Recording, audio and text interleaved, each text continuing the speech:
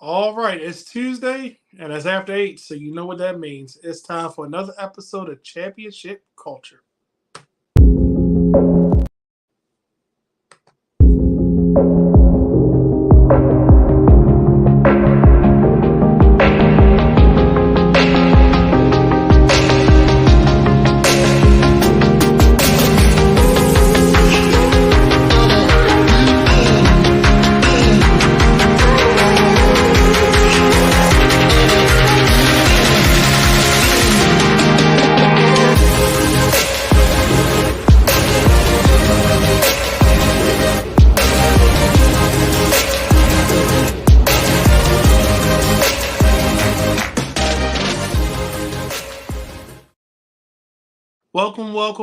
Welcome to the Wrestling Round Presents Championship Culture. I'm Brandon the Guy, and remember, every bout has a story. Now, before we dive into today's content, just want to remind you of a few quick things. Did you know that you can watch all of the Wrestling Round content anytime by just going to youtube.com/the Wrestling Round? You can follow us on all social media platforms, including Instagram, Threads, X. Yes, I said X. Facebook just by using and Facebook just by using at the Wrestling Round. Don't forget to like and subscribe and engage with us in the conversations. You can also stream and download all our audio content on Anchor, Stitcher, Podbean, Pocket Cast, Apple Podcasts, Spotify, Google Podcasts. You can watch and subscribe to our Twitch channel just by using at the Wrestling Round. Now, it's about to get cold out there. You see the days are getting shorter and night is coming a little faster, but it's still an opportunity for you to save some money. If you're looking to purchase any of the tickets for concerts, live events, sporting events, and even more, go over to SeatGeek.com and use the promo code Wrestling Round, where anything over $50, it'll save you $20 or more on. Once again, promo code is the Wrestling Round.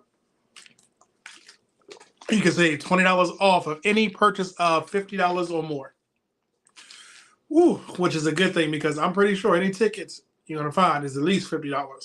Good way to save a couple dollars. So today, got a special guest. But I'm not going to do it as good as the real Dwayne Allen. But I don't own the rights to this music, and I tried to find the most generic version of it. But the only way to bring my special guest on tonight is to have something planned and try to set the mood like, the realness does. But I'm going to try my best to do this. Let's see. Hopefully I can do this, Josh. Bear with me.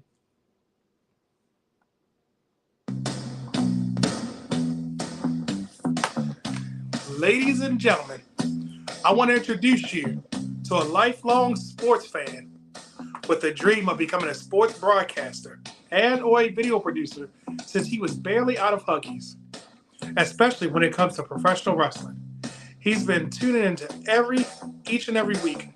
He spent the previous 5 years with the Legacy Maker Sports Network, producing live events, which include live sporting events, content via podcast, while covering events, writing countless articles, conducting one-on-one interviews, and did everything in his power to include everyone on the team or colleges from other teams in his projects as much as possible. Within the last year, he has overcome a few setbacks, mainly consisting of battling COVID, followed up with a stroke. Nearly 6 months later, a break from his passion and change his routine and habits had him make in order to make the type of epic return that he has made thus far.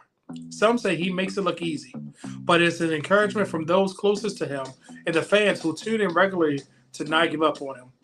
Which brings us today, a man who is currently, when I say currently, as of right now, a videographer for A7BN Sports and a columnist for Team MBS Media, as well as the executive producer and host for the following shows: SIRTOBA Media, the In and Out Sports Debate, Commander's Great Iron Report, Kayfabe Express, and D. Willie in the Evening, while an executive producer / co-host for the Sports Senses Unlimited for the Snowman Multimedia, and is the same role for Total Football Talk with Carmen Media.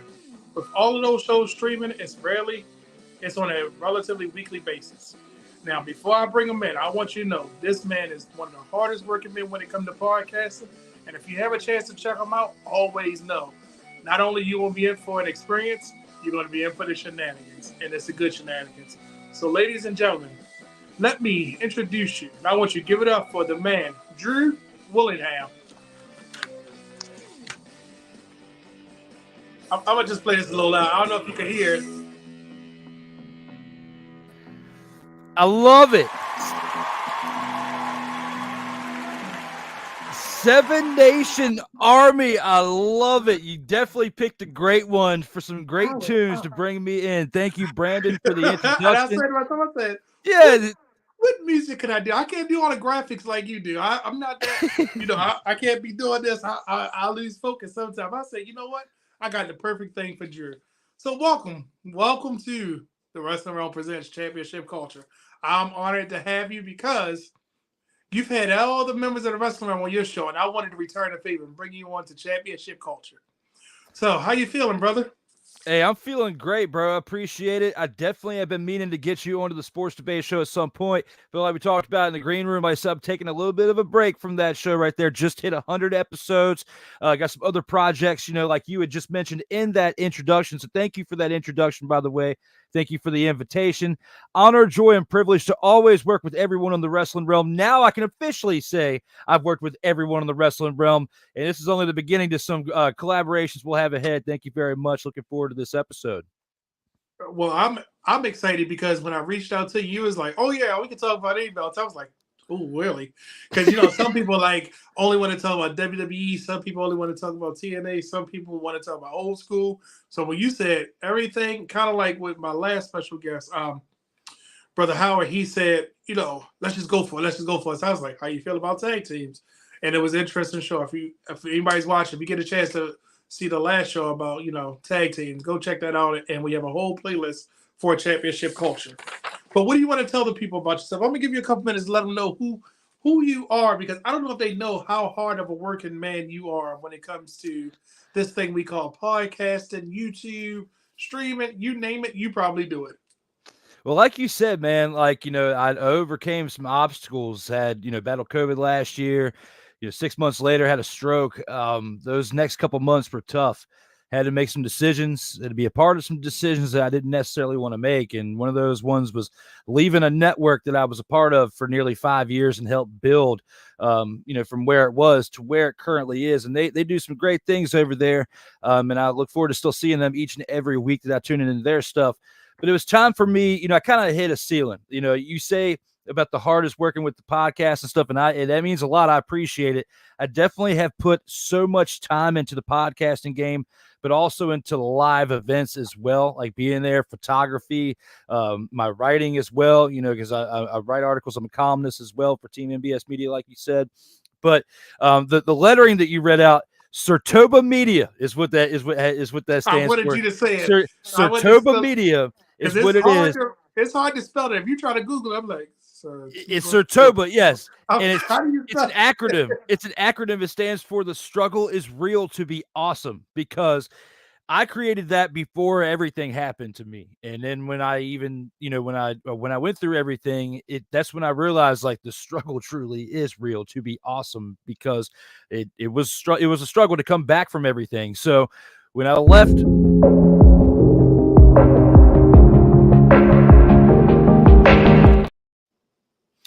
when I that technical difficulty. Oh no, you're good.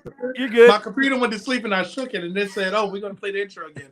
Sorry about that. You said, all right, no, you're good. Like we were talking about Sertoba and getting into that for a second. Like, when I had to make the moves that I made back in, I'd say June, July, around that time of starting up Sertoba, like I had it as a subsidiary where it was like part of the production, but never really its own entity. And I started building to that. I had like 3 subscribers when I first started. Now almost at 100, and been doing it in like, less than 90 days. Also got picked up by Team MBS Media to write the articles for them. And, it's been cool being part of the team aspect again as well, but only really mainly just writing articles there. A7BN is another collaboration I'm with my videography as well, that I've been doing some collabs with them, but there's more to come in the future.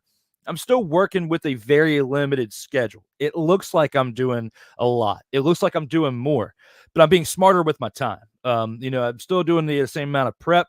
That's why when I saw your prep and stuff that you were sending me, it makes me smile because I know there's other people out there that put the same kind of work into things as far as preparation and to actually before you go live, because anybody can press the live button or press the record button and talk, but you got to know what you're actually going to talk about here before you even bring the shenanigans. You can act all wild and crazy all you want to, but if you don't have a basis, a foundation behind it, you're not going to get anywhere. And that's why I have a lot of respect for those of you out there, along with myself, that put the time in before you even go live. And that's basically what I've done with the changes that I've made here in 2023. Am I where I want to be yet? No, I don't think anybody else does. We all have goals. We all have things we want to achieve. But to be able to collaborate with you, everybody else in the wrestling realm, and everybody else I've been collaborating with over time, it's a beautiful thing to be able to help uplift each other out here in this game, because you cannot do it alone. If anybody thinks that they can go by themselves out here, press the live button and expect to have 1 million viewers or even 100 viewers, you're wrong. It's not going to work doing it by yourself without a team. So tell us what the acronym is one more time. I think we need to hear that one more time. Sertoba Media. It stands for The Struggle is Real to T-O, be awesome. Sertoba There Media. you go. So you heard it first from the man. So, which is crazy because when you talk about the struggle is real, you don't look like you've been struggling, brother. Even through COVID and through your stroke, it looked like after your stroke you grew your hair out because of course. Oh no, I always keep it back. Yeah. Hey, but the fellas will tell you, even throughout like last year and stuff, before the things started going downhill, hair is already growing out. Today marks 994 days. I looked it up because I had a feeling you were going to ask this question, because it's been a while. It's been a while since I actually let the hair down, but because it's a wrestling show, you got hair in the wrestling show. My other stuff is very sports, kind of professional related. This one you can kind of have a little bit more shenanigans with the wrestling realm. So I gave it to you tonight with the hair, bro. 994 days. I'm approaching 1,000 days like Roman Reigns has with his title reign. It's right here, but in the hair. Oh, that's good. So since you mentioned, the tribal chief, let's talk about some titles, because oftentimes people will talk about, the world title, people will talk about secondary titles, women's titles, tag team, and it's always like the topic of conversation. We always talk about, who had the best world title match, that tag team match was great. We usually put certain wrestlers attached to certain belts, but nobody really talks about that other title. It's always that other title. And what impact does that other title have? Was it a stepping stone to get to that secondary? Was it a stepping stone to get to the world title? Or was that other title just a placeholder? Is it just a toy? How do they fit into the history that we call like our wrestling or our belt history? Because a lot of times when we think about it, who do we associate with these other titles? Was it a good idea? Was it a bad idea? Was it too soon? Gone too soon? Here too fast, here at the wrong era. Because I think some of these belts we're going to talk about today came at the wrong time. And when I say the wrong time, if somebody came down or somebody came 10 years ago, it'd probably be better. But when we talk about other belts, we got to talk about the first other belt that comes to most wrestling fans' history. The one belt that everybody always seems to think about is the other belt, is that European Championship. Let's let that soak in for a second. And when I say that European title, I'm talking about this beauty right here. The only one I didn't have ready to go, right? If you watched any episode of Championship Culture or the wrestling realm, you've seen maybe flash this belt before, right? It came during the time, and I'm gonna tell you where I really think that it fits. But I want to get your thought. Should this belt still be around today?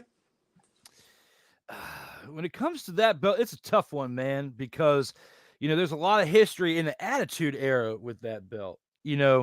Kind of like how we were talking about we're going to talk about another championship in a little bit that kind of got retired and then brought back after some time. I don't think that European Championship would be a good championship to bring back today. It's just been too much time. I mean, we're at a point almost now, especially with WWE, to where almost every single thing you do has a championship. It's like almost a participation medal. Okay. We're getting to that point to where almost every other participant on the roster has a championship.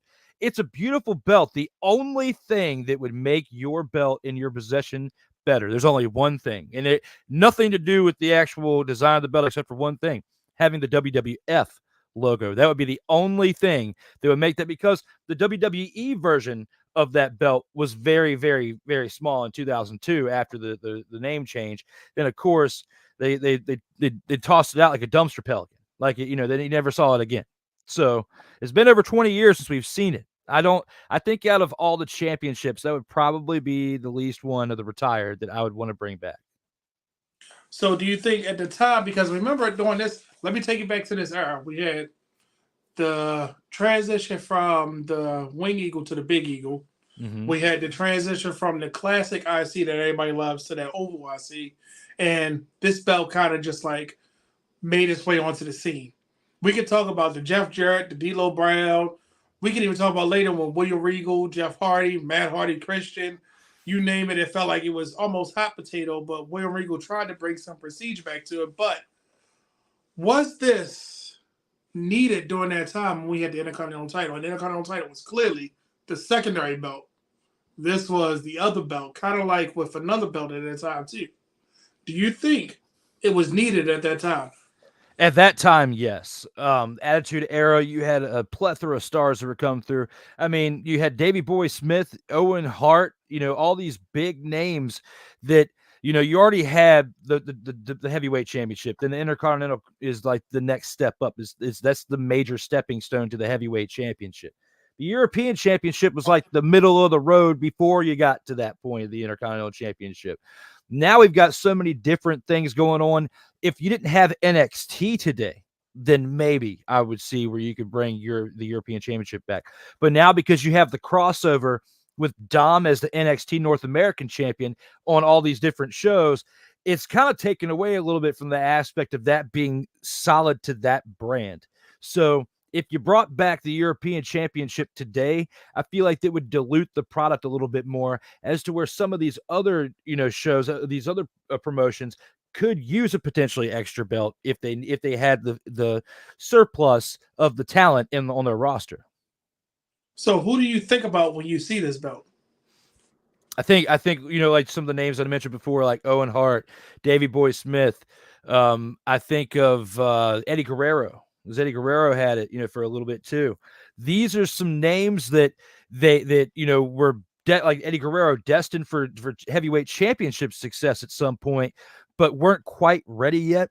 And they weren't quite ready for the Intercontinental Championship load as well. So this was the type of belt that kind of showed Vince and everybody else behind the scenes, if they can handle the load of this, then maybe we can put more on their plate by seeing what they can do with the Intercontinental Championship. And then from there, depending on how the crowd reacts and the way that they handle it, then we can maybe do a test run for challenging for the heavyweight championship and eventually maybe winning it. Around that time frame, that's what I see looking back on it now. Of course, as a kid in the Attitude Era, we were thinking about certain things, but not to the in-depth critiquing things like we do today when it comes to stuff. But I could definitely see where it was needed back then, like you asked previously. But today, I personally don't find a good spot for it on either of the shows they have today. And see, I'm going to throw a monkey wrench in, because I feel like with the bloated roster we had during the Attitude Era, you needed something else, because the roster wasn't split. If it was today's formula back then, it would be perfect, kind of like the Intercontinental US, separate shows, equal fronting, because nobody's going to say, is the Intercontinental more important than the US because the lineage of the US. But I'm going to ask you this. If NXT UK wouldn't have left, or NXT Europe was existing today, could you see this being the secondary belt? The secondary belt? For NXT Europe. Yeah, I could there, yes. Or NXT UK, because how we have NXT in the North American Championship, would this be a suitable for that other brand? Would this be a suitable secondary title? I think out of everything that we had mentioned before, I think that would actually, your suggestion right there would be the best place to put it, because I didn't even think about it that way, and it would fit the scope of what the area is anyway, in the region of the world that it's in. Yeah, that would probably be your best bet to put it there. And I'm gonna say this I want to say a hot take, because I hate saying that. Triple H, when you bring NXT Europe, I have faith, because what you do with that world title, if you bring this sucker back, I'm pretty sure have a modern appeal to it that will still pay homage to this belt. Mm-hmm. But now, I'm gonna take you away from this. In my eyes, the originator of the other belt. We could go back to NWA days, but I'm just talking about WWE. But I'm gonna talk about another promotion who I was an avid. When I say myself and the brothers would be, you couldn't tell us that this promotion couldn't do no wrong because Dwayne often say he just got to see a 30-minute Iron Man match for like $10 or whatever the price of the ticket was. And it was insane. And I love the promotion. I just hated these sets of belts. And I'm just saying, it's just something about it because I feel like it was a cookie cutter. It was just cut and paste. And the thing that drove me nuts about this belt, it's just there. Like it's just, it was nothing unique. It was two people grappling on the center plate. It just Just said copy and paste. yeah, it just was from the world title to the tag team. And now I'm gonna remind you of something. Let's take a look at the rules for the pure title. He corrected me. It was $20, but I just want to show you what the rules for this belt was and why I was so confused. There was 10 rules to even have a match for this belt. And it even said outside interference will result in an automatic termination from the rosters for the wrestler that interferes. If somebody interfered, do you think they was going to get fired? Punches. Wait a minute. The best part is after a wrestler exhausts the rope breaks, submissions and pinfall attempts or under the ropes by the opponent are considered illegal. I'm gonna leave that on the screen for me because I want people to really absorb. If I'm a casual wrestling fan or I'm trying to take somebody to a wrestling event and get them into it, and they're like, "Oh, this match is now contested under pure rules," I'm going to spend more time trying to explain what they can and can't do than you enjoying the match, right? So, what is your take on this belt? I'm really interested to hear because I'm gonna tell you the story why I have this because every belt has a story. But what's your take on this belt? I think this belt was inspired by a movie that had came out not too long ago. That was a revival, not too long before the championship was created back in 2006. A movie that resembled prison. And that's the longest yard because when I see this set of rules and I see the type of contestant matchups with this, I feel like I'm watching something in the cross between the longest yard and Shawshank Redemption with the amount of rules that you have to be part of this division and to be in a match and to be a champion. It's like you fart wrong and you lose the championship. Like, who wants to be in that type of division? It's like you're walking on pure eggshells just to be the pure champion. I don't know if I want to be a part of that. And that's what I feel and have always felt when I've seen clips or even real-time footage of this actual division.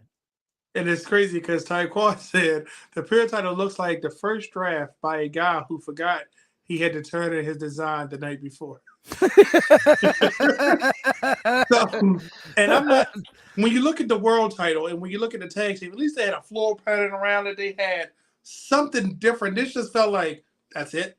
And even when Tony Khan brought them back, and I love the new designs of the belt because it felt like it's more modern. But the only reason I had this belt, and this is the story behind this, I got all three of these designs at a really good deal, and I couldn't pass it up. So I said, hey, why not? That's the only reason I have those three. And as a belt collector, I felt like I had to have them. So did you print it yourself or did you actually like find the belt and buy it? I brought it from a maker from overseas. So it was pretty interesting. But the last thing I'm going to ask you about this belt, who do you associate with this belt? You know, there were some pretty decent champions when it comes to this actual championship list right here when it comes to the pure champion. And you know, the first champion that I remember that actually had the champion was AJ Styles. But you remember the backlash that they had between the shared talent agreement between them and Impact. Like as soon as he won it, he pretty much got rid of it. And that they had to have that open tournament or whatnot pretty much for whoever was going to be the actual champion of the vacant championship. And Doug Williams would go on to win that. But and that was during the time where the TV deal was like, we don't want our wrestlers wrestling in gyms. We want them exclusively for TV when we need them type of. That's during that era, wasn't it? When they were just establishing their TV rights, right? Mm-hmm. Yep.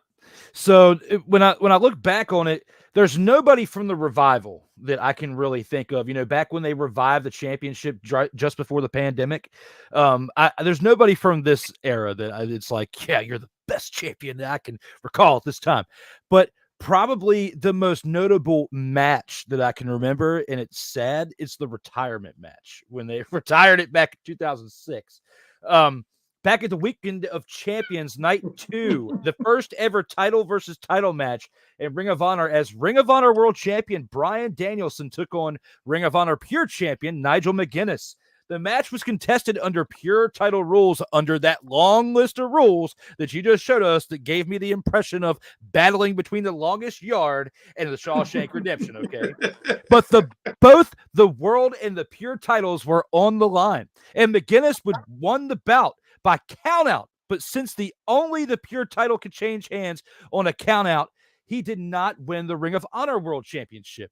The two faced off again on August of 2006 in Liverpool, England, with Danielson defeating McGuinness to unify the Ring of Honor Pure Championship with the Ring of Honor World Championship. Danielson and McGuinness competed in a rematch for the Ring of Honor World Championship later that month, and wrestling to a 1-hour draw, which is something Bryan Danielson is famous for.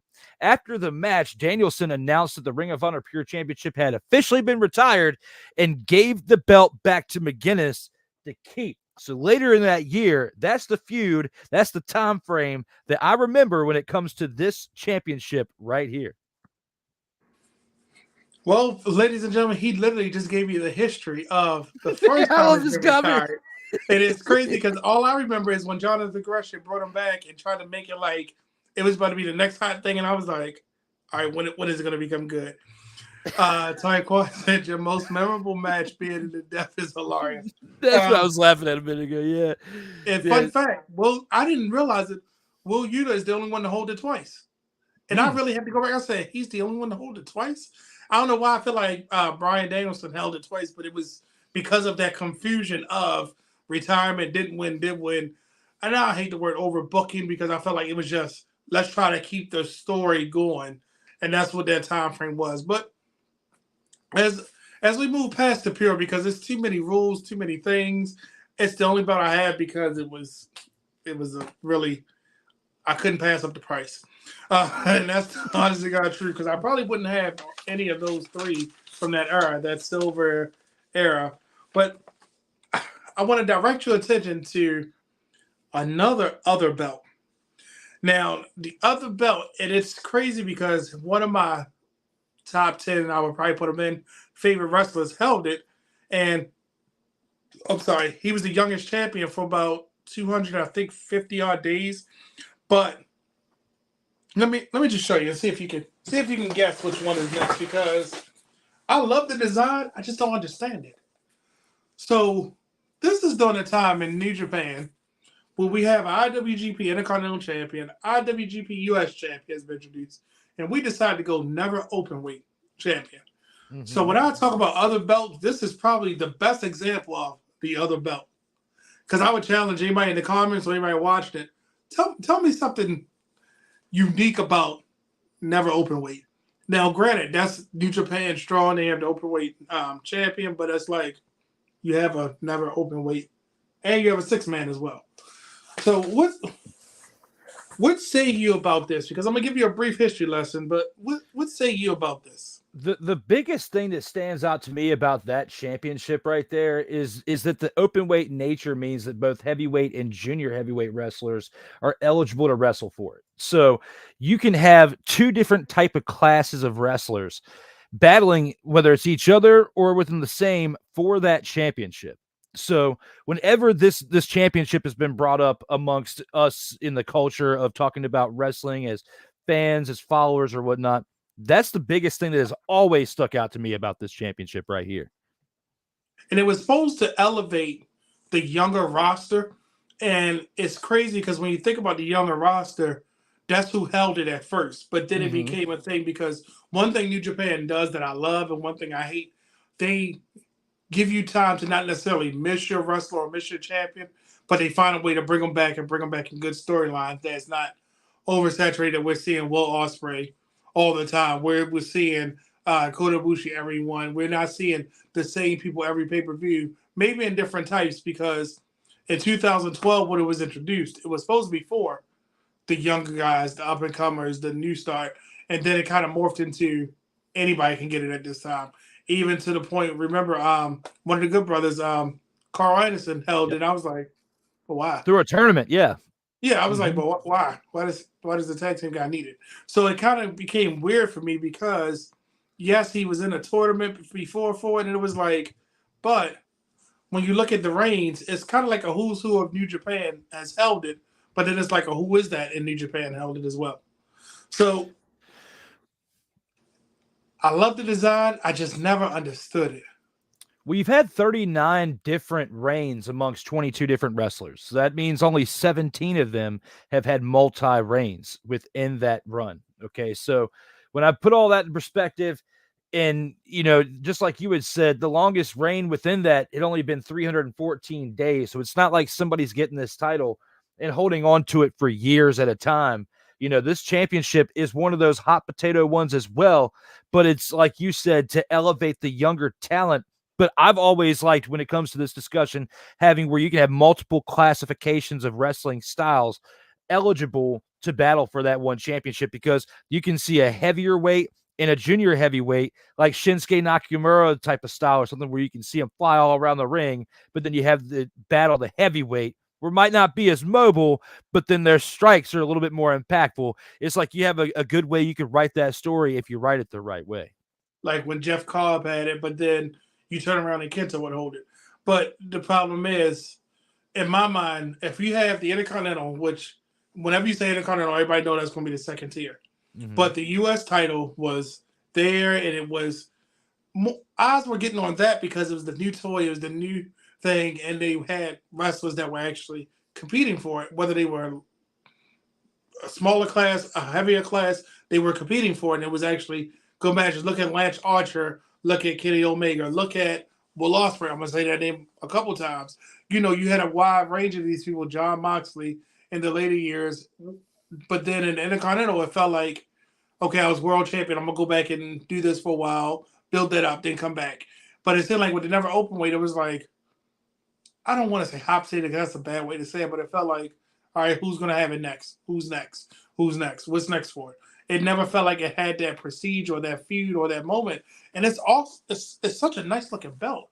That's the thing and the only difference in this and the 6-man, it just has a blue dot and it says 6-man. And when I saw it, I fell in love with the belt because I was like, that's, to me, New Japan has some of the most intricate looking belts. And this one just spoke to me, and I was like, oh, I got to go see this. And some of the matches aren't bad, but give me a U.S. title match over the never open weight match any day. Yeah, oh yeah, absolutely. And you can't really completely soil this belt either, because the time spent, like you had mentioned, Lance Archer, there's wrestlers within that time frame competing for that championship. This is the time frame that actually helped hone these skills of these wrestlers, that they wouldn't be what they are today. Lance Archer, unfortunately, is a little 10 years too late. I feel like had he been able to come in a little bit sooner, he would have propelled himself to where he should be on WWE TV these days. That's why every time I see him on AEW, it's sad, because he is the type of prototype that needs to be on WWE TV. They could do something good with, to a similar aspect of what they were doing with Bray Wyatt. But Bray Wyatt was in a different classification because of how he was intellectually and how he put his promos and stuff together. I feel like they could put Lance Archer on that type of scale if he was like 5 years younger. But now it's a little too late. And I feel like Lance Archer is he could have been, and I'm going to use this because it reminds me, a Baron Corbin type of person in WWE, where he's that safe worker that's going to put you in those matches to get people over and still can have his moment at the shine. Because he does. He's had some really good matches. I think injury has set him back, but he can always bounce back from it. I think that he's, over the last couple of years, he's probably got a little safer with his style of working. But that's because, when you have injuries, and it's like, okay, maybe I need to change some things. But it's crazy we were talking about changing some things, because one of my favorite promotions, and ROH is a special place in my heart. But if anybody knows me, knows TNA And Impact Wrestling has all TNA has a special place because when I was in my WWE coma, I was watching Impact. I was always into TNA. I thought they could do no wrong. They gave me some of the best matches. They took people like Christian Cage and made him the star that I always thought he should be. But one of the newer belts, which I was so confused when they did this, and but I fell in love with the design, was this digital media championship introduced in September of 2021. It was introduced, and the first champion, I think the day TNA, let me say this, Impact always takes risks. They always take risks. Does the risk really pay off? I think their risks are done at the wrong time. Making the first woman a world champion might have been the wrong time, and dare I say it, maybe the wrong woman at the time. Because you have women on the roster, and it's shown where you made the inaugural champion, Jordan Grace. Jordan Grace and Deonna Purrazzo can be in the same type of conversation, in my opinion, as in Impact as Bailey and Sasha were at that time because those two were synonymous with great matches. Deonna Purrazzo and Jordan Grace have those good matches in Impact. So I'm not saying they're on the same play. I'm just saying they in the same type of conversation. You're talking about, hey, you want to see a good women's match in Impact? Look at those two. See a good match in WWE? Look at those two. I'm not discrediting any other woman, but I'm just saying those two.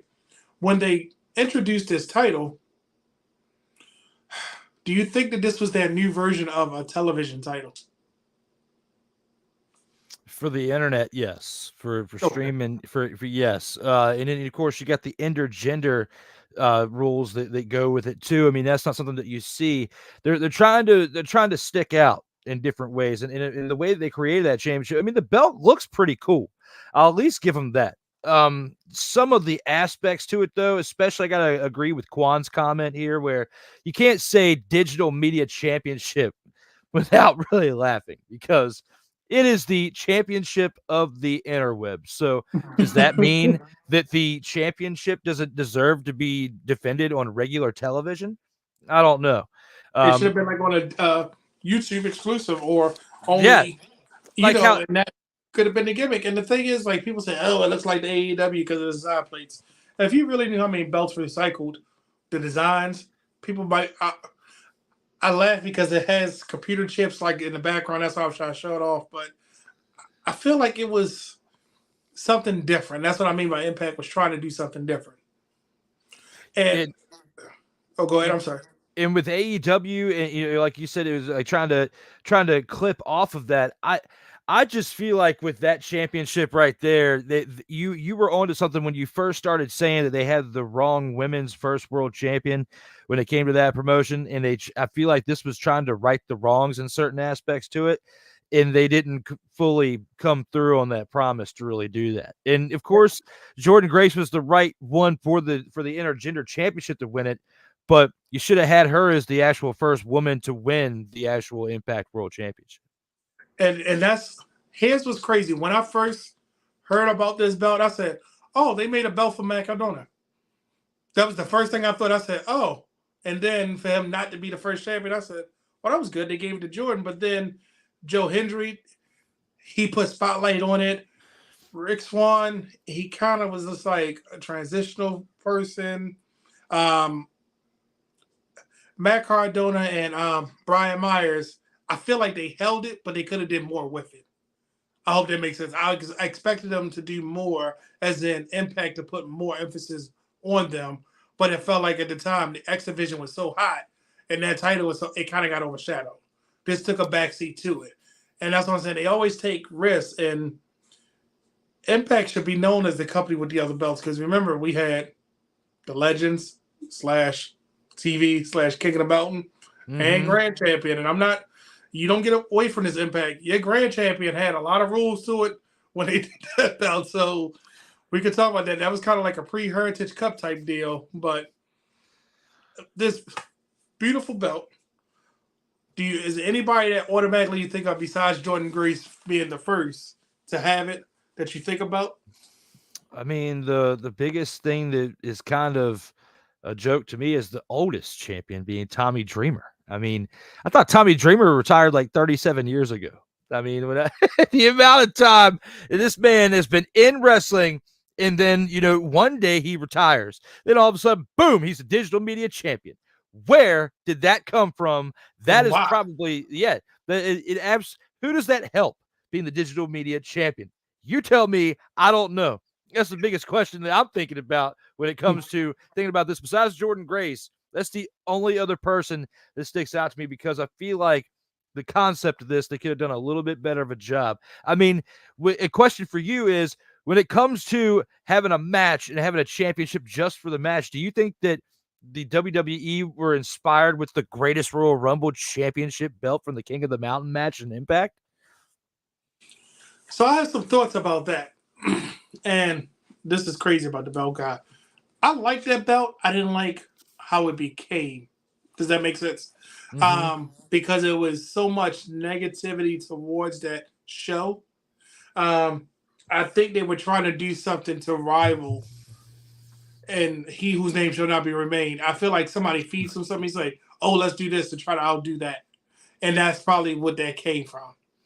But I think that this belt, it came at the wrong time because, let's be honest, Matt Cardona made the internet and wrestling synonymous when he was Zack Ryder.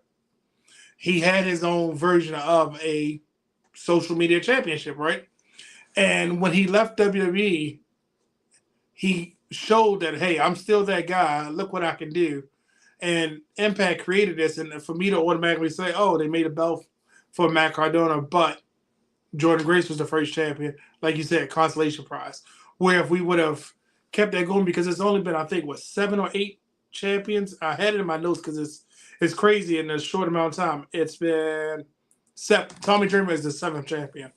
Who even remembers Kenny King and him beating Joe Hendry for it? Who remembers that Joe Hendry took it from Brian Myers? Because Brian Myers should have been that person to be the flag bearer for this. So I don't know. It's such a nice belt. I think it's coming at the wrong time. Yeah. I really Yeah. think it's too late for stuff like this. Not only that, but you put it on the wrong person to start it out. Had you done what you had just suggested with putting it on Matt Cardona, it could have brought a different type of heat to it. And it could have helped elevate the championship a little bit more, to where people have a little bit more of a recollection to who was the actual champion, as to not being able to answer those questions you had just stated just a second ago. And think about it. The first Legends champion was Booker T. He declared himself that champion. Look what that belt did in that amount of time. And it was like, oh, this is nice. What is he going to do? The intrigue was there. So, yes, Jordan Grace had it, but how much did we live up to this name of it? Whereas, though, you had the X Division still living up to his name. You had, you know what I'm saying? Like, even when it comes to, like, gimmicks, it's really no gimmick attached to it. They just, oh, this is for the Impact Digital Media Championship. The kind of like with New Japan, the television title is only supposed to be contested and have a certain amount of time frames when it comes to it, right? Yeah, theirs is a time frame match. So I'm not opposed to gimmicks. I think sometimes a gimmick hurts it. I think that a gimmick might have helped this. What if, and this is just me spitballing, Matt Cardona had it. He's wrestling in, let's say, an indie promotion. They record that for YouTube, and Impact puts that on Impact Plus. Or, hey, you want to see how Digital Media Champion? He was at X, Y, and Z defending the belt. Or he's here doing that. Or even with Jordan Grace, she's going here with the belt. She's having the main event, whatever, and she's going to defend that belt. Kind of like what the next person did with the next belt we're going to talk about. But what say you? Anything else about the digital media? Well, with what you just threw out there, had AEW done something similar with that when they had Dark back before they had expanded their shows, because all they had at the time was Dynamite. Then they were doing a lot of AEW Dark before we even had Rampage and Collision. Then once they started bringing on those shows, then the contracts that they had, they were unable to still do the Dark matches and stuff on YouTube because they were giving it away for free.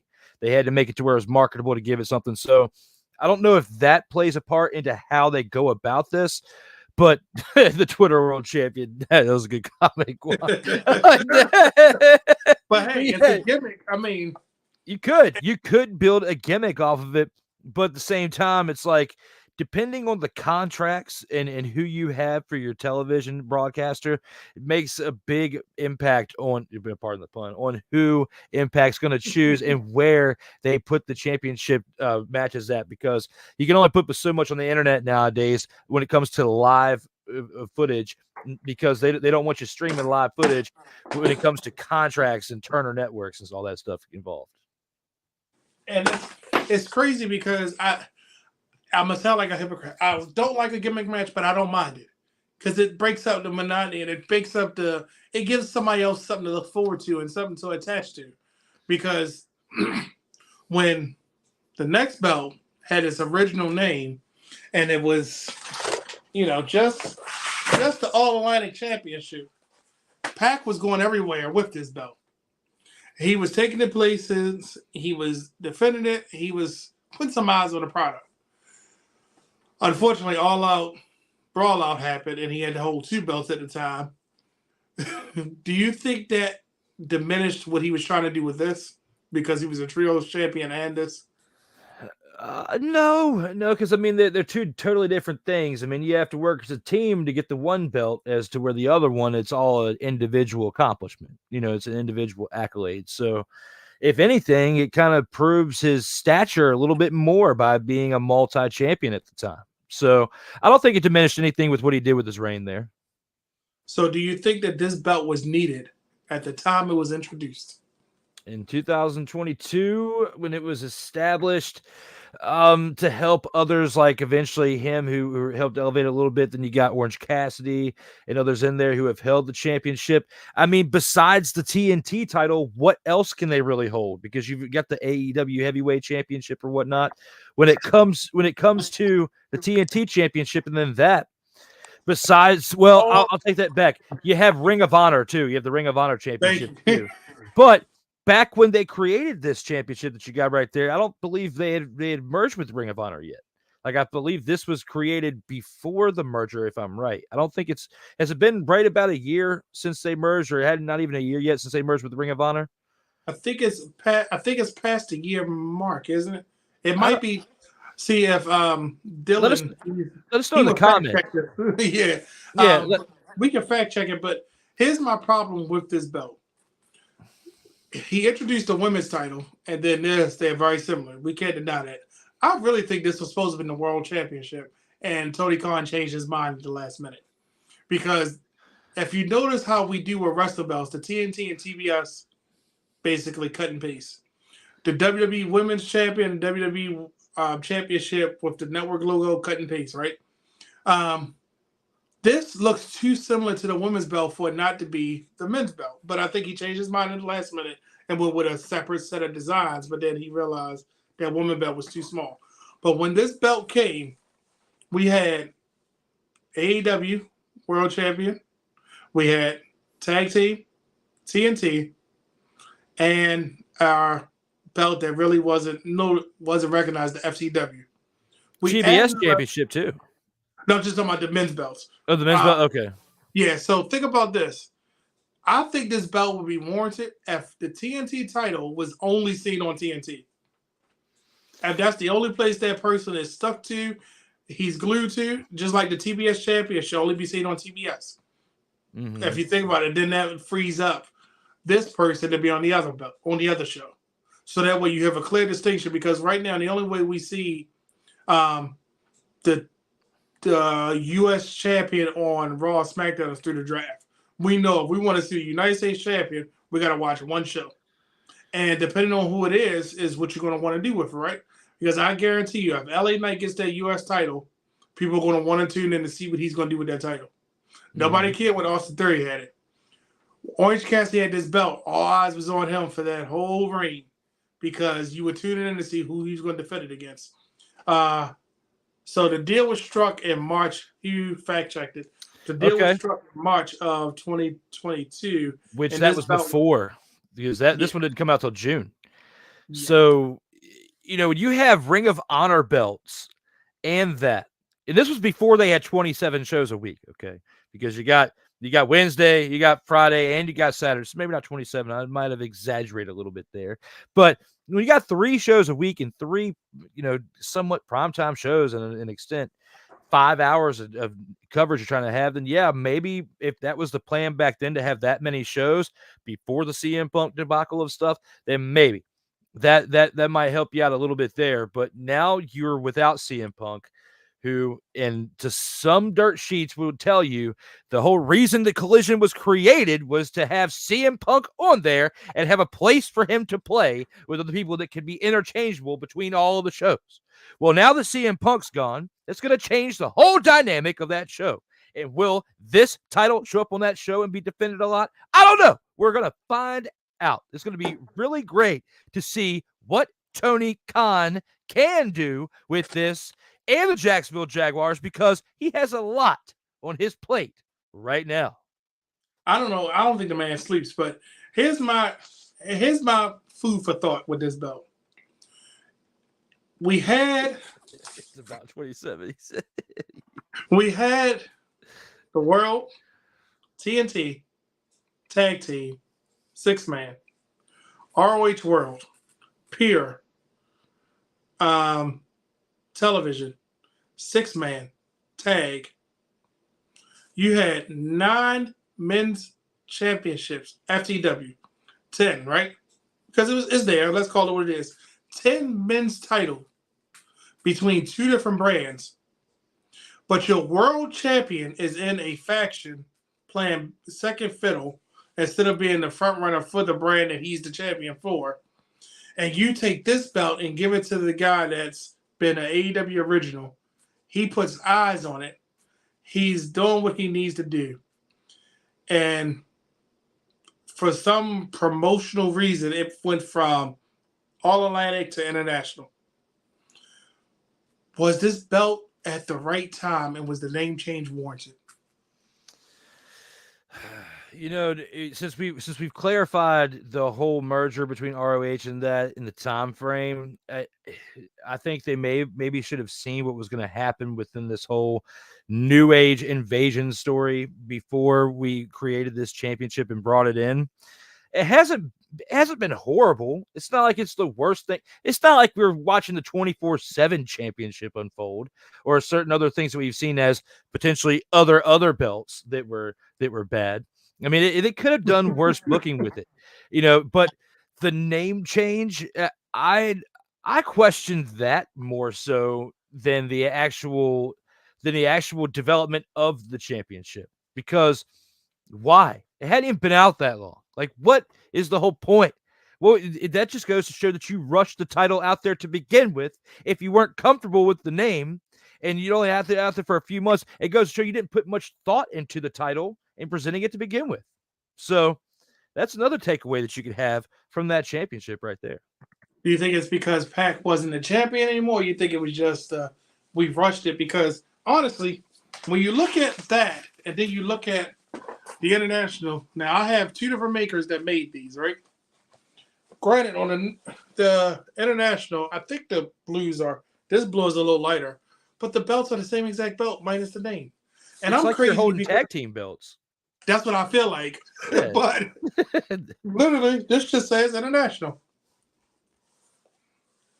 Yeah, I mean, once you hold those parts up, you can see the difference in those. But when you hold them on your shoulder and you're like standing there doing a promo, talking in front of the camera, I would have thought that you were Braun Strowman back when you had Nicholas as your tag team partner. We're both now. Just the blues are different. They are. This blue is a little lighter, and this blue is a little darker. But there is really no difference between the two. Now, if a maker does anything because on mine one is stacked and one isn't, I prefer the one that's not stacked. It's a lot lighter. I can't hold these on my shoulder too much longer because this sucker is pretty heavy. But I don't think the name change helped or hurt, because I'm all about the name of a belt. And when I hear All Atlantic, I feel like it's a different variation of Intercontinental, North American, United States. It's a different variation on that. When I hear TNT, I think about television champion. I think about, I'm sorry, let me go back to this one. National champion, because MLW has the national championship.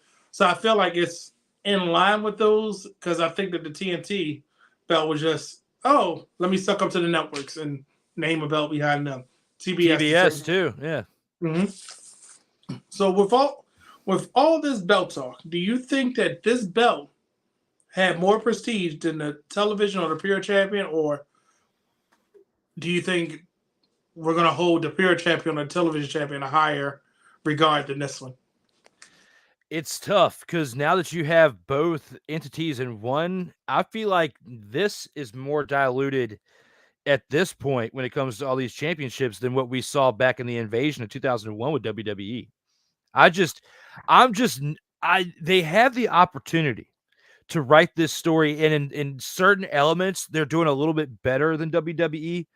But overall, when it comes to the amount of championships, the vibes that I'm getting with watching these shows, the having these amount of titles at one time is watering down the product way too much. Is diluting it down to me. And I don't get excited about, like, ever since the merger, I just haven't been that excited about either of those championships since everything happened at the beginning. And see, what killed it for me is the last pay per view, All Out. We had and I'm gonna stop picking on my guy Claudio, but we had the ROH World Champion in a tag match with the ROH Pure Champion against the ROH Pure Champion and a New Japan Strong Champion. I said, why? I was like, why is this happening? You know what I'm saying? Like, it's at this point, it's just like a participation trophy. It's like everybody gets a belt because why couldn't you have your 6 man for ROH and your 6 man for AEW collide at All Out? Why not have something like, I don't want to go on my rant about AEW because Collision was doing a lot of good.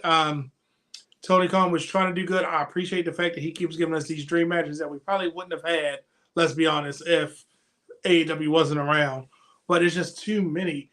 And I've about got to say this, it's just too many titles between one company. And we can talk about, oh, well, WWE has 3 established brands and they have 3 established sets of championships within those brands.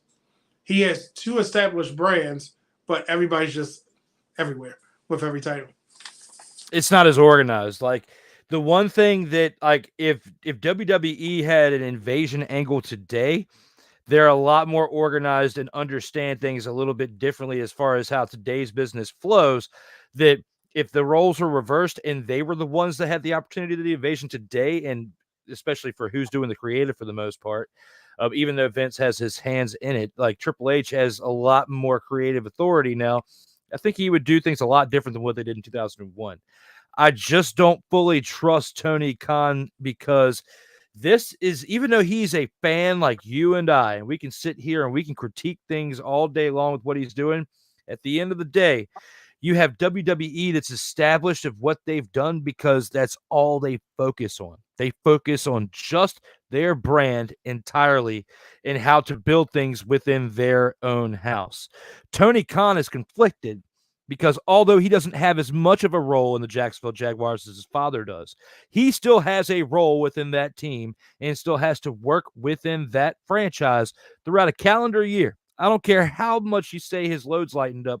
He's not fully focused on AEW. And if he was, some of these things that we're talking about, the influx of things, because like you said, we got moving pieces all around in all these championships, but it's not coordinated. It's not orchestrated correctly.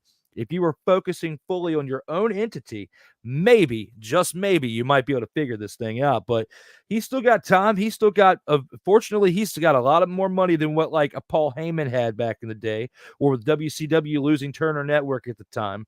That was a big blow. But he's the only person that's been able to really, in a way, really keep up with WWE, because when you think about Impact, like we're talking about, and even ROH to the extent of what they were before they had to eventually get bought out by Tony Khan, he in a very short period of time is been able to keep up with the big leagues. He's not at the big leagues, but he's keeping up with them for the most part. And now almost 5 years. Next year it'll be 5 years that we've had AEW. It's been 4 years almost now, about 4 years now. So when you have AEW now for as long as we have, and they're building each and every year, they've got more and more talent, and they're improving. They're almost at a fork in the road. If they don't figure this thing out between their own brand and the whole ROH thing, it could be what brings them down in their downfall if they don't get it taken together, taken care of at some point, because you have a lot of history there between all those championships with Ring of Honor and now with what you've created within AEW. But if you don't write that new history for the future properly, then you can see yourself left in the dust by WWE, because they are still not missing a beat. Even though we can critique what we want with the big brand, they're still doing some great things over there. Mm-hmm. And it's even to the point that you want to see them succeed, but then it's just like you just slap your hand in your face, like, oh man, why did we do this? Oh man. And I don't want to be critical, but I'm just saying it's insane that we have this many belts and it feels like a participation. At least as much like I give about a long title reign, at least we're seeing the champions being presented. We're seeing champions have incredible threats. We're seeing champions, you know, not necessarily because Io is taking some pinfalls. Well, not pinfalls. She's taking some losses, not pinfalls. But we're seeing where, oh, I want to see that champion. Because let's be honest, on Tuesday night, you want to see Carmelo. You want to see what Tiffany Stratton's going to do. And they made us care about a third brand all over again. But this is the point of the show where all eyes are going to be on you. Okay. I usually don't like giving these questions before because I like to see people sweat a little and shoot from the hip. And Taekwon, I know you in the comments. I don't know if you ever answered this, but tell me, what are your top 5 favorite belts? It could be any class, any era, any promotion. What are your top 5 favorite belts? This is a very, very tough question to answer. I know it's got to be for you because the amount of belts you have in your collection too. I know it's got to be tough, but um, one of the first ones I think of to put in my top 5, I would have to say would be the NWA World's Heavyweight Championship, because of the prestige behind that belt before it even turned into what's above my head with the WCW Championship. There's a lot of prestige with that. Flair, you got Steamboat, you got Dusty Rhodes, all the Terry Funk, his brother. You got all these big names that have held that championship in the prestige. And then TNA comes about in the early 2000s, and of course that was their World Heavyweight Championship for a bit, and it's floated around throughout the Indies. And of course, Cody Rhodes got to hold a championship that his dad held with that, with that NWA championship. That has a big story within itself because of the family and its own bloodline, DNA all over that one belt's history. That would be up there. The next one, and I'm going to name these 5, but they're not in particular order of what the top 5 are, because that's going to it's too tough, and we're on too short of a time frame for me to figure that. I didn't have enough time to put thought into that. I can at least give you the 5. I can't give you the number order of them, but and part of the top 5 I would say be the Wing Eagle belt, WWF Wing Eagle belt back in the day, the little one. I lost confidence. I was like, please don't.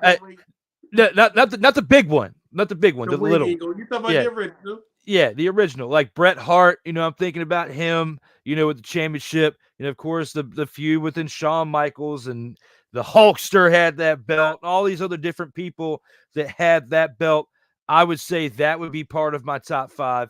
The one that's on my shelf above my head, as I would love to have the collection that you have, but I'm balling on a budget out here in these streets. So when it came to ball on a budget, I chose the WCW belt as my first one to add with my collection, because back in the day, you got the Monday Night Wars, you got Ric Flair, who really set the tone for that belt, the big gold belt.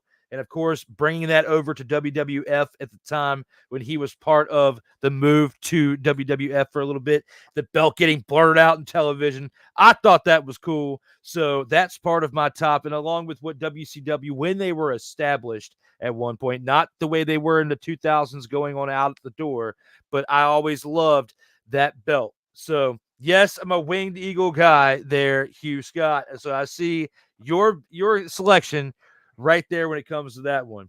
The next 2 are really tough, and I would say part of that top 5 would have to be the 90s version with the white strap Intercontinental belt. There's something about that belt and the prestige of that championship.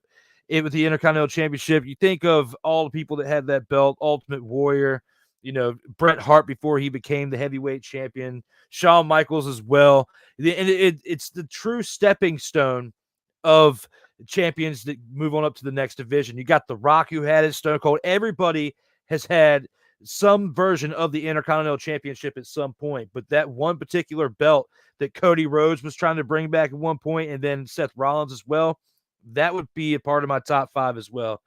The next one is tough because there are many, many promotions out there that have had some fine belts and have done some things, and there are multiple promotions that have got my mind pulling in different directions for who this 5th spot would be. But because of the fact that I was in the audience for the very first show in Washington, D.C. for this show, I have to give, even though this wasn't when the championship was won, I have to give the AEW championship in my top 5 because of the fact that when that very first Dynamite in an area that you know well as well, Brandon Guy, and as the rest of our brothers over at the Wrestling Realm, you know about the DMV area. And that show right there was a historic night. Someone going through a glass table, all sorts of stuff going on that AEW Dynamite. And the hype. Crazy show. Crazy show. The hype of it. I believe that night was when we got the women's world champion. That night was if I remember right, I think was that's that the one of these? I think that was when the women's championship was crowned. Was that night? There was historical stuff. I know a champion was crowned. It had to have been the women's champion, and it was Tutu Girl. What's the one that Kenny Omega loves? What's her name? Io? I was going to say something. What is her name? I can see her face, but right now I can't remember her name. But she always wears the little tutu skirt thing, and Kenny Omega loves her. Anyway, back to this championship. The reason why I love AEW, that championship right there, is it is the ultimate open a can of FU to WWE, because you have been holding everybody down out here with your Performance Center, NXT, and how you ran things for quite some time. We took a promotion and we put something together, and now we have a world champion. At the time, it was Chris Jericho who started things out for AEW. I was loving what I was seeing. Judas effects all over the place, playing the Judas song.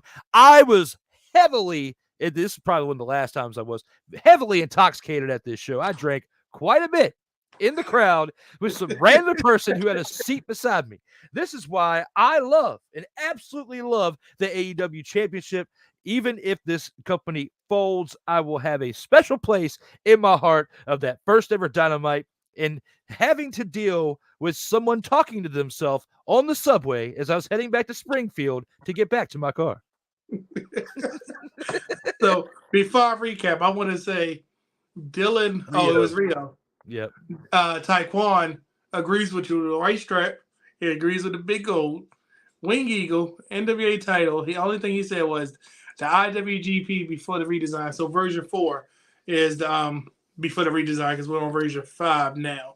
But So you said NWA World title, big gold, Wing Eagle, white strap IC, and AEW.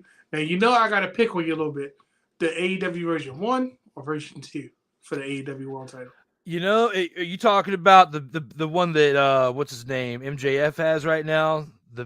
See, Triple B. All right, so let me tell you. There's so 3 then. 1, we don't count that as a version because that's the just strap color. Yeah, they just changed the strap color. But in version 1, the floor pattern behind the plates were silver. Then they changed it to gold. Do you have them? I have both of them. Let me see them first, and I'll answer your question. Please, let me start over. They're in this corner. But why are you talking about that? I'll keep it going for you. Did you see what Hugh said? So my man Hugh Scott in the chats is talking about he's a winged eagle guy. Yes, I am a winged eagle guy. You think about the things that happen within those championship matches between Brett and Sean.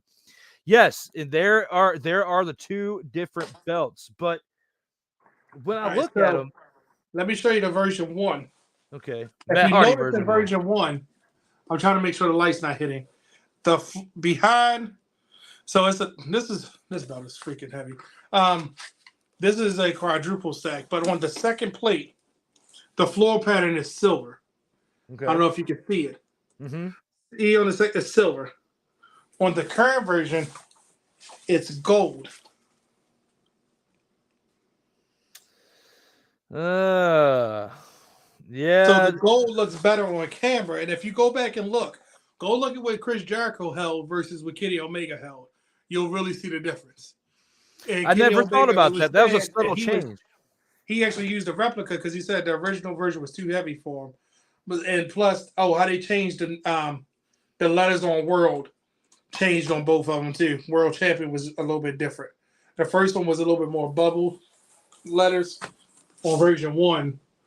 But I can show you on the side plate. See how the side plate has silver as the second layer? Mm-hmm. When you look at the side plate on this one, you'll see. All Oops. gold. Yep. I would have to say I kind of like the first edition better. Really? Yes, because I feel like the gold is just like you said, it makes it shine a little bit more on TV. Like, it doesn't need to be flashy. Until you become the number one promotion out there in the world, what do you need to be flashy for? Because you're not the number one promotion in the world. You need to stay humble. Remain humble. Because the only way you grow out here in these streets is if you stay humble. And you are not staying humble with a triple B or with all gold. You're trying to say you're better than what you are because you are not. You have the potential to do it, but you're not doing it yet. So go back to the original. That's my opinion between the two belts. Well, so there we have it. I swear he goes, you can cut a promo at a drop of a dime. I don't know how you do it. I applaud people that can. I had to write it on my arm or something. I couldn't do that. But this is a question, and I want you to think about of all the other belts, which one do you remember the feud the most? Out of all the other belts, you can pick any other, not secondary title, the other belts. So I know that's a big category, but I want you to think about it. Of all the others, which feud do you remember the most with an other belt?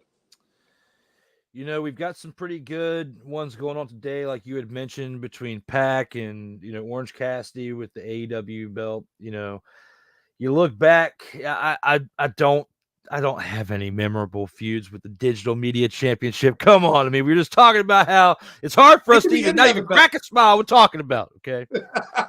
When it comes to people that I could see, as far as legends who wore it and battling for it, I want to say probably when it comes, even though it was such the way that they handled it was trash with getting rid of it, I'd have to say Davy Boy and Owen Smith and Owen Hart for the European Championship, because that's what really, to me, in 97, 98 time frame, those were the main ones, because you had Shawn Michaels just give it to Triple H.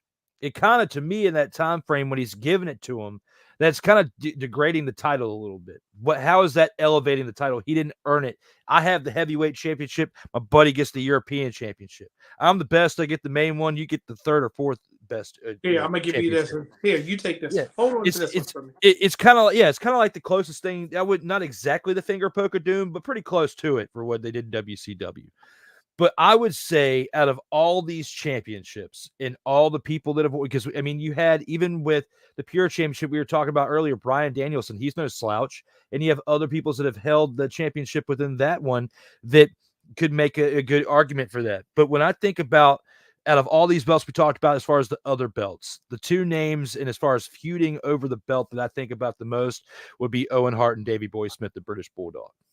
And I think they're the ones that made the other belt noticeable, and they make you go back to that time of that other belt. And it's crazy because I don't think if it wasn't for that, we probably wouldn't be having conversations about another tier belt. And that's why I called it the oldest and almost like the starting point for that other class of belts. I hope that makes sense. So, last thing I'm gonna ask you, in women's wrestling, which I think we're moving in a space where it's just going to become wrestling. It's just going to be a match. It's not going to be a distinction, but it'll still be a world champion and everything like that. We have women's world champion. We have tag team champions. AEW has a secondary belt. Do you think WWE, ROH, Impact, MLW doesn't have a women's belt? Now IWGP has a women's belt. Do you think they need a second tier title for the women's division? It depends. It depends on if they can sustain consistency within the roster for the women's division. Because if you're trying to really preach equality, which is what they've really been doing over the last decade, since really transitioning away from the whole diva aspect, and when you brought in the four horsewomen, you started to really establish women's wrestling and get away from not only just the diva aspect, but to take women out of it and just have them classified as wrestlers like you do with the men. If you're going to establish complete diversity and have, the men and the women, but have equality within the same, you've already got like the Intercontinental Championship. You've already got the U.S. Championship. You've already got second tier championships for the men because, of course, you got more men on the roster than you do women. But if you planned on expanding this division and building and having more women in there, like you kind of have within NXT, and you have that foundation to do that, I think it would be a good idea to have some type of secondary title, because then that gives you the opportunity outside of NXT. You can see what they can do on the small playground with NXT, but it gives you a way to see what they can do once they get to the big roster, because you have two opportunities to do that. You have Raw and you have SmackDown. Now, how they do that, because every other big championship, you got Intercontinental Championship on one brand and you got the U.S. on another. You got the World Champion on another, and the same with the other brand as well, with the Universal Championship. So you're going to have to do this and be smart about it. Do you have enough talent between both shows to have a secondary belt for both shows? I don't know. That's a good question, because right now they got to figure out if they're going to have the undisputed tag team champions carrying two belts and carrying all that weight around. They need to figure out if they're going to give them just one belt or drop one of the belts, so that way we can have tag team championship between both brands again. There's a lot of question marks they got to answer within that stuff before they even consider adding another championship to that brand. I like the question that you posed there, but my thing is, where would you put it? Would you put it on Raw or SmackDown? Make Raw the main women's brand or whatever for boosting up the younger talent and the mid card and the lower card talents to see what they can do with that secondary belt? It's a good question to ask. I think it would be a good idea, but you got to figure out what you're doing with those tag team belts before you decide to add an extra title up in there, my man. I don't know what you're going to do with that, because it's a lot of tin to be carrying around when you're doing these promos, and especially with matches. They're forgetting the other belt half the time. They're only bringing one set championship. The other one's getting laid around the side of the ring or inside the ring. They don't know what they're doing at half the time. Make it easier. Work smarter, not harder, WWE. Figure it out. But see, I'm gonna tell you, and I said this on the Wrestling Around Now podcast. I think AEW and WWE need to switch belts. AEW needs the tag belts for the women. WWE needs that secondary belt, because if you look at it, they keep makeshifting tag teams. If you had, and I was a fan, go back to when we first had the brand split. We had one world champion, one women's champion, right? And if you lost to somebody on SmackDown, you stayed on SmackDown. If you lost to somebody on Raw, you stayed. It's the second tier belt for the women. Why couldn't they float between all three shows, kind of like the tag team champions were supposed to do? And I don't know what that. It must be Hugh again. He's showing me wrap it up. The tag team champions float between all three shows, and let's say the Raw women that are the tag teams lose to the NXT, they stay on NXT. The NXT ones now float between all three shows. Unless they lose to a SmackDown team, they stay on SmackDown. That would be a way to transition and move people through and keep the brand split. And if you did that with a second tier, then you could have those matches like, let's say, Becky Lynch as that secondary champion going between all three shows and defending it. And let's say, I knew we're not going to leave her and stuff, but let's say she lost to somebody on SmackDown, she stays on SmackDown. That's a way to get it supplement on draft and be like, oh, she's got to get the title back. Okay, now she's back on Raw. Now she's back, can travel. But just something I want to throw out there. But as we talk about other belts, I just wanted to see if we needed another other belt. So.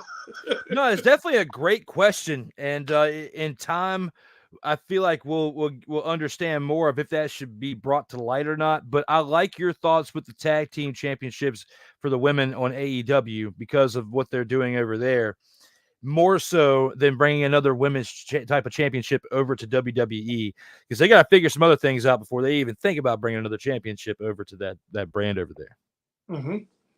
Well, I think we think we hit everything today. What say ye? You think we?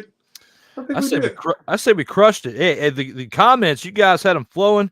Quan was definitely coming in there with some fire too, and Brother Hugh, you guys were crushing it. I appreciate y'all for sticking with us here in the comments and making it even more fun than it was. It was definitely already a fun show, but without the people that watch this live and stick with us and give us more fire, I wouldn't be able to cut these promos if it wasn't for you guys out here in these streets. So thank you just as much as you thank me. And I don't mean no harm. You cut them like it ain't nothing. That's just a part of you. I enjoyed that part of. I didn't know it was that. It was on deck that quick. Yeah, hey, I'm ready at a moment notice. Hey, if you see the Commander Show intro, which a buddy of mine did the intro for, we become friends out here on the internet, and he gave me permission to use it. That song is growing, but you hear the words in that intro, it speaks me all day long. I am not playing around, especially right now after everything that I personally have gone through. It's time to shine out here, bro, and I'll collaborate with whoever I can and do what I can to help bring that fire to them, because it's only repaying back what you guys have done for me. I would not be where I'm at without those of you guys, especially the wrestling realm before. I owe you just as much as you owe me at the same time. We're teammates out here. We can't do it alone. So tell the people where they can find you at. Give them your social media. Tell them what days your show. Give yourself a shameless plug. Let's say that. All right. I hardly do this, especially in other networks, but it's time. I am 4 subscribers away. Only 4. There's 5 of you in the chat watching right this second. 1, 2, 3, 4. I only need 4 more subscribers on YouTube to hit 100. 4, not 400.